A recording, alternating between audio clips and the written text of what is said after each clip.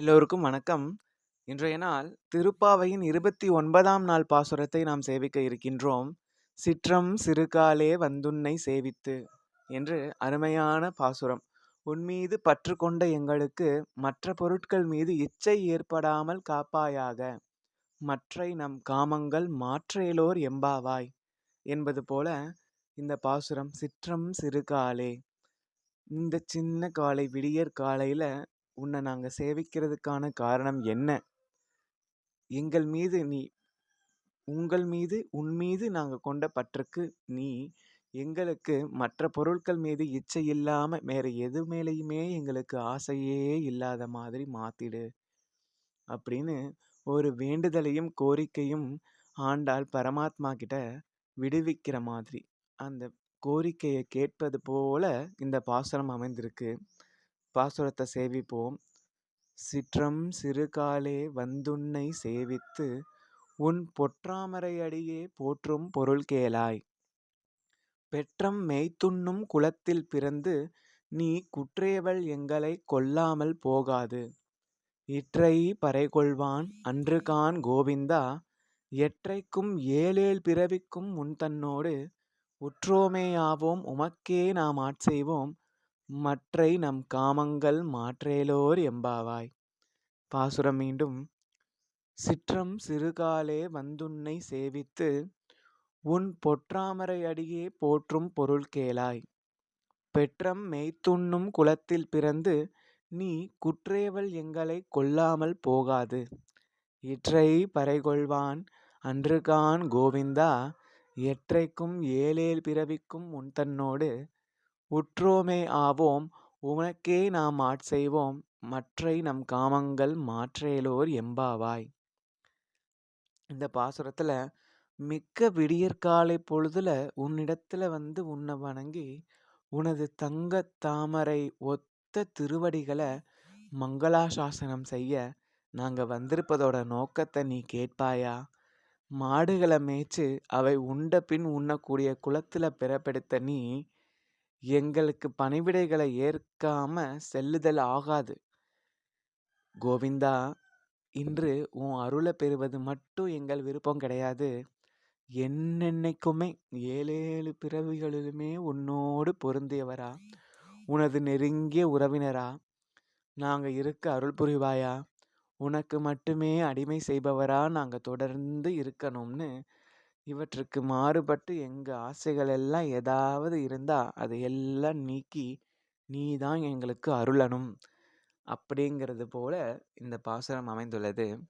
நாராயணனே நமக்கே பறை தருவான்னு முதல் பாசுரத்துல உரிமையோட சொன்ன ஆண்டாள் இந்த 29வது பாசுரத்துல பார்த்தா எற்றைக்கும் ஏழேழ் பிறவிக்கும் உனக்கே நாம் ஆட்செய்வோம், நமக்கே பறை தருவான்னு சொன்னவ இன்று உமக்கே நாம் ஆட்செய்வோம்னு தெளிவான நோக்கத்தோட அறுதியிட்டு சொல்வது போல அந்த கனிவு ஞானம்ங்கிறது நாள் செல்ல செல்ல பக்தி செல்ல செல்ல தானே பெருகும். அவளுக்கும் பெருமை இருக்கு. எளிமையா சொல்லணும்னா பரமனோட அடியவர்கள் கூட்டத்துல சரணாகதி, அவனுக்கு பல்லாண்டு பாடுறது, அவன் அருள்ல கூடிய மோட்சம், பின் சதா சர்வகாலமும் பகவத் சேவை, இதுதான் கோதையோடைய பிரார்த்தனை அப்படிங்கிறத நமக்கு தெரிஞ்சு போச்சு. இந்த பாசுரம் வந்து பகவத் தாசியத்தை கோட்டுறது. ஏன்னா 15வது பாசுரத்துல அவ சொன்னா எல்லே இளங்கிளியே, அந்த பாசுரத்திலையும் பாகவத தாசியம் சொல்லப்பட்டது. அதாவது அடியாருக்கு அடிமை செய்யறது என்னன்னு. அதே மாதிரி தான் இந்த பாசுரமே. திருப்பாவைக்கு பெருமை சேர்க்கும் பாசுரங்கள்ல இது ரொம்ப சிறப்பான பாசுரம்னே சொல்லலாம். திருப்பாவை முடியும் தருவாயில அவ சொல்றா சிற்றம் சிறுகாலே அப்படின்னா 6, 15 பாசுரங்கள்ல கோபியர் ஒவ்வொருவரா துயில் எழுப்பினாலே அக்காலையும் மிக மிக அதிகாலையா தானே இருந்திருக்கும்.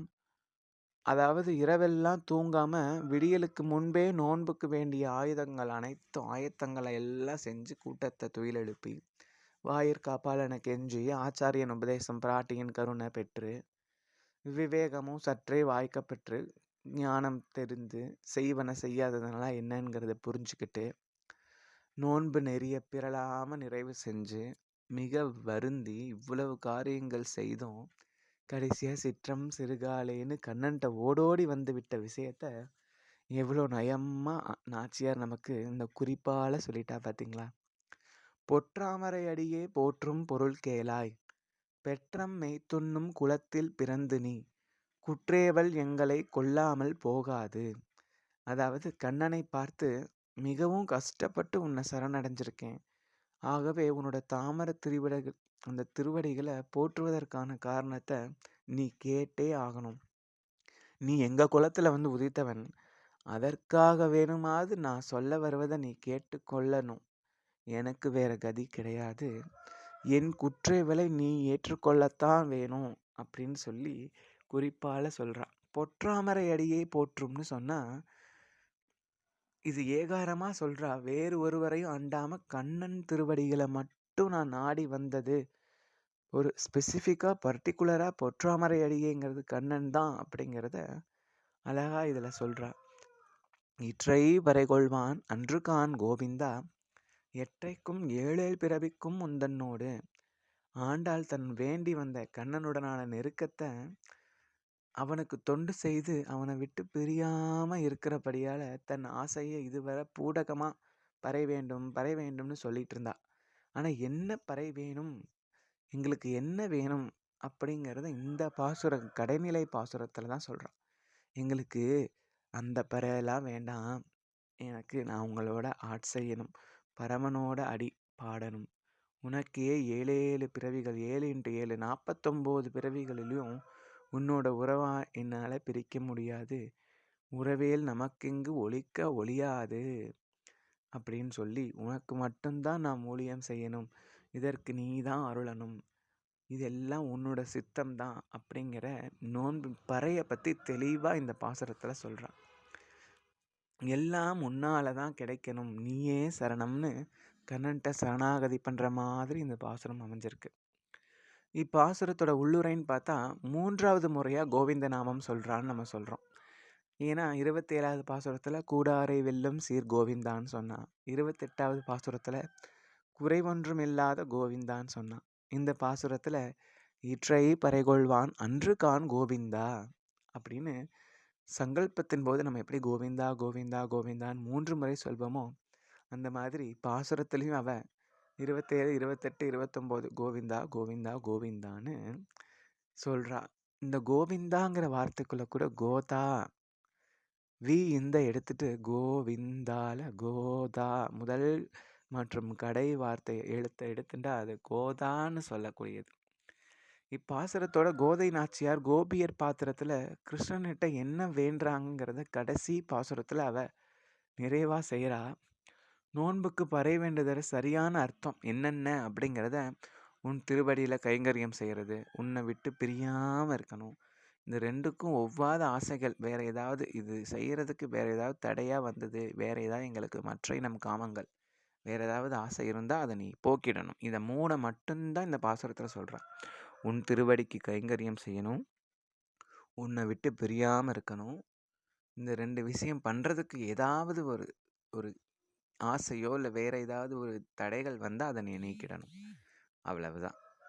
இப்பாசுரத்தில் ஸ்வரூப விரோதியும் பிராப்பிய விரோதியும் விலகுவது. நம்மக்கிட்ட இருக்கக்கூடிய விரோத குணங்கள் மற்ற நம் காமங்கள் மாற்று. நாங்கள் ரொம்ப நல்லவங்கன்னு சொல்லிட முடியாது. எங்களுக்கும் ஏதாவது தப்பு, நாங்கள் ஏதாவது தவறான பாதையில் போயிட்டா அதையெல்லாம் நீ தான் மாற்றணும். உன்னுடைய சரணத்தவே நாங்கள் பிடிச்சிக்கிட்டு இருக்கணும் அப்படிங்கிறத தான் இந்த சிற்றம் சிறுகாலையில் ஹரிநாம சங்கீர்த்தனமாக அவள் சொல்கிறா. மொத்தத்தில் கோபியர்கள் பரமாத்மாவான கிருஷ்ணனிடம் மோட்ச சித்தி ஒன்றை மட்டுமே பாவை நோன்பின் வழியாக கேட்குறாங்கங்கிறத நம்ம தெரிஞ்சுக்க முடியுது. இந்த பாசுரத்திலேயே நமக்கு சொல்கிறா. நம்மளும் அந்த ஒரே கதி அவள் குறிப்பிட்ட 3 விஷயங்களை மட்டுமே நாமும் மேற்கொண்டு முதல் உன் திருவடிகளில் கைங்கரியம் செய்திருத்தல், 2வது உன்னை விட்டு பிரியாது இருத்தல், 3வது இது 2க்குமே ஒவ்வாத ஆசைகளோ எண்ணங்களோ இருந்தால் அதை நீ நீக்கணும். இந்த 3ஐயும் நாமும் அவனிடம் கேட்டுக்கிட்டு அவனுக்கே நாம் கைங்கரியம் செய்யணும். மற்ற நம் காமங்களை எல்லாம் அவன் மாற்றுவான்னு சொல்லி ஆண்டாளுக்கு பகவானுக்கு குறைவொன்றும் இல்லாத கோவிந்தனுக்கும் நான் ஒரு நமஸ்காரத்தையும் என்னுடைய வேண்டுதல்களையும் ஹரிநாம சங்கீர்த்தனத்துக்கு உகந்த நேரத்தை எதுவுமே போற்றக்கூடிய, பிரதிபலனும் இல்லாம எதிர்பார்க்காது பல்லாண்டு பாட வாய்ப்பு அளித்த அந்த பகவானுக்கும், ஆண்டாளுக்கும் நான் என்னுடைய வேண்டுதலையும், வணக்கங்களையும் தெரிவிக்கிறேன். ஆண்டாள் திருவடிகளே சரணம்.